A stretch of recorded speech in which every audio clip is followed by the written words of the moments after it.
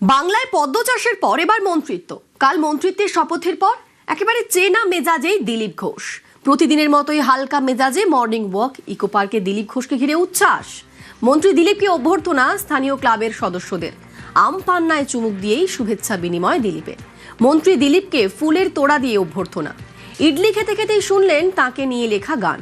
BJP রাজ্য সভাপতি হিসাবে শ্রমিকেই আস্থা, শ্রমিককেই এগিয়ে রাখলেন মন্ত্রী দিলীপ ঘোষ। পুরনো হিসাবে শ্রমিকদার হাতে এই সাফল্য এসছে, আমরা খুশি।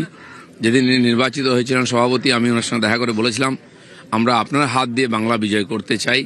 আমার মনে হয় এটা সম্ভব হবে, এটা সম্ভব হয়েছে। সেজন্য তাকে আমি আমাদের সুকান্ত বাবু দুজনে গিয়ে একসঙ্গে অভিনন্দন জানিয়েছি। তবে স্বামী দিলীপের সঙ্গে একমত নন স্ত্রী রিঙ্কু।